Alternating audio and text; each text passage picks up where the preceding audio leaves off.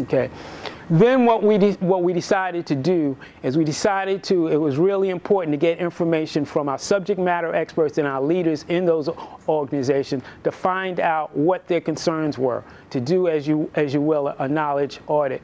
Okay. We also felt it was important to interview and get information from other agencies that had similar kinds of concerns, were developing similar programs. So we looked at like the Nuclear Regulatory Agency because it is a regulatory agency like ours. We looked at the Farm Service because it is part of the Department of Agriculture. Center for Disease Control, again, similar types of concerns. So we looked at 4 agencies to get information to help design what our program would be, what the information we could submit back to our senior leaders. And then the other information that we got was, of course, from our partners, from their experience in developing knowledge management and knowledge retention programs. Then we went back to the to the last steps, and we presented this information in the form of roadmaps to our senior leaders so they could have some decisions based on the coaching, based on the research on how to move forward. 3 roadmaps.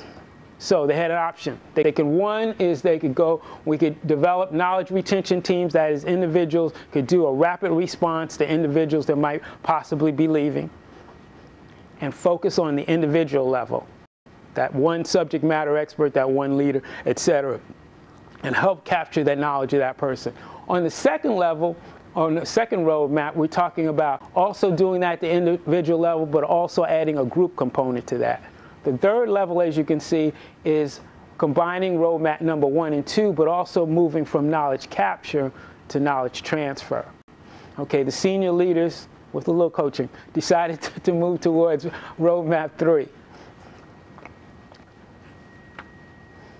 So what we decided to do based on this is to launch some additional programs to move forward as far as this is concerned, to expand it throughout the agency, to continue the educational process, and we're continuing having discussions with KM Institute in order to support our leaders so they have a better understanding of that, and our entire workforce too. So we have that, to use technology to support this project, and also look at what can be positive lessons learned. Now remember, this is just the beginning. So if I'm using the metaphor of being a chef, this is an appetizer. We have a whole menu as far to go forward as far as our knowledge management is concerned, but this gets us started. And these are some of the deliverables that came out of it. As you can see, it's quite a bit. We have exit interviews, we have key contact templates and whatnot. All of these different things help support that transition of knowledge. As one person leaves, another person comes in. So it's a much smoother transition. And these are some of the lessons learned. Lessons learned. Well, one of the things that we found out in a project like this is we had to zero in on who is really the customer, okay? Is it the senior leader, you know, that's really hyper about leaving somebody, or is it the subject matter expert, okay, that we're working with and develop the transition information with? And then what about the funding individuals, okay, from my office? So we had to work through that, take a look at who is the customer, who is the stakeholders, and how we can actually maneuver through the process so we can come up with a product that meets the needs of each one of those parties. We also realized that we couldn't just have a media transfer, that is something that's electronic or something that's hard copy, or even put it on the internet, but we really needed to focus on the relationships between individuals as we made that knowledge transfer. So that's why you have in there coaching sessions, to make sure that the new person coming in, person that's leaving, has that. And again, we're still working to refine that process and develop that process.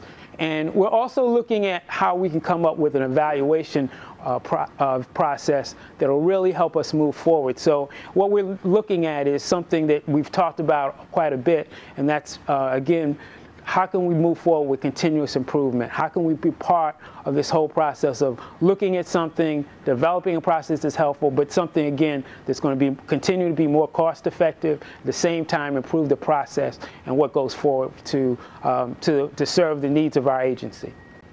So again, these are some of the next steps. I think I alluded to them a little bit. We want to, again, expand it out, focus a lot more on the retention aspect of it, drive it out through the agency. One of the things that came up in the knowledge assessment part of it was there's some things agency-wide that we needed to put in place so that we could be successful as far as having a really a robust knowledge management project, and that meant we needed to get the continuous buy-in of the senior leaders throughout the agency, which means additional funding, of course. And again, as we look forward expanding it throughout the agency, we also want to make sure that we continue to have dialogue with our colleagues and get input from others. So, oops, no questions. So I'll leave that on to you as far as your discussions are concerned.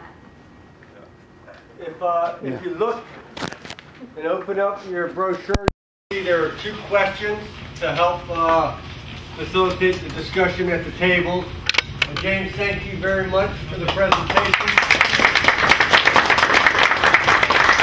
And facilitators have at it for 15 minutes, and then again, select someone to represent your table to provide feedback to the group in general once we're done.